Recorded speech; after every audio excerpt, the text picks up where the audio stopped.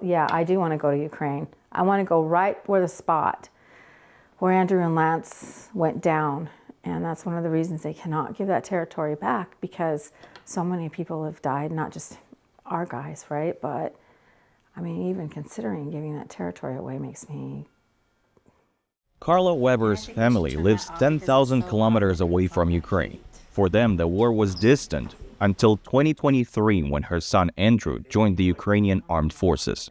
If you knew Andrew, I mean, it's just, that's the kind of stuff he did. It wasn't surprising or weird to us.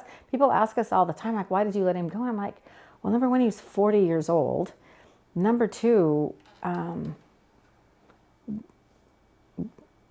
have no answer for that, because there's not, why did we not stop him from going to Afghanistan or Iraq? I mean, he saw it the same way, right? Andrew dreamed of being a soldier from a young age, graduated from West Point Military Academy, served in Iraq and Afghanistan, was awarded the Bronze Star and Purple Heart. After the military, he became a lawyer and helped refugees escape Afghanistan after the U.S. Army withdrawal. Then, Russia invaded Ukraine. He walked away from everything and went to the front line.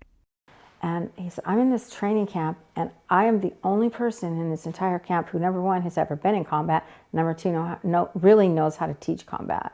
He said, and then he wrote me a text and says, I feel like what it must have felt like during the Civil War, when officers were standing back and just sending kids in to get slaughtered day after day, day after day. He said, that's how I'm feeling. I showed it to his dad, and I said, you need to call him somehow, because he's going to jump into this. He's not going to, I can tell you right now, he's not going to just stay at a training camp. He's headed out with whoever these kids are, and that's exactly what he did. Went right to the front and became, of course, squad leader in 10 seconds. His squad carried out multiple successful operations in eastern Ukraine. And even then, he always found a way to stay in touch with his mother. We had a thing where we played Wordle every day, but even if he couldn't play, he checked in, so I'd see a check mark and I knew he was okay, right? On July 29, 2023, Andrew did not check in. Karla soon learned why. A Russian drone had killed her son. I just fell on the ground. I just started screaming. And I mean, the neighbors came, okay? It was that bad. And I couldn't make myself stop. And finally, Jamie helped me out of it. And he just picked me up. He's big, and he just picked me up. And I just... From the U.S. Army isn't fighting in Ukraine, but nearly 100 Americans have died there, most as volunteer soldiers. For Karla, Ukraine's future is personal. A message she wants U.S. President Donald Trump to hear as he seeks a deal with Vladimir Putin to end the war.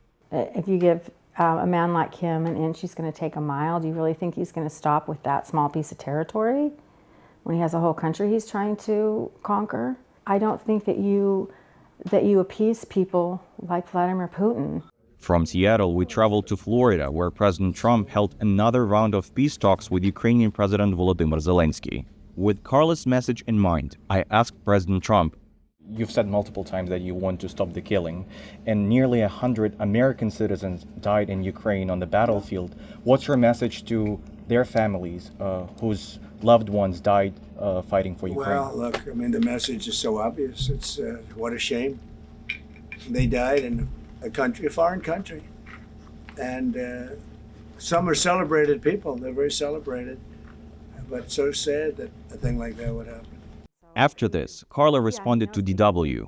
We don't want or need sympathy. What we need is action and the kind of bravery these men and women have shown fighting tyranny. Andrew said to us, he said, the Ukrainians can win this war if they just have the right stuff. They don't need Americans, they don't need anybody else. They just need the right equipment. And it would be done and over. And I firmly still believe that. That's why Karla and other mothers of fallen Americans come to Washington, D.C. again and again to remind U.S. lawmakers what their sons and daughters gave in the name of democracy and freedom.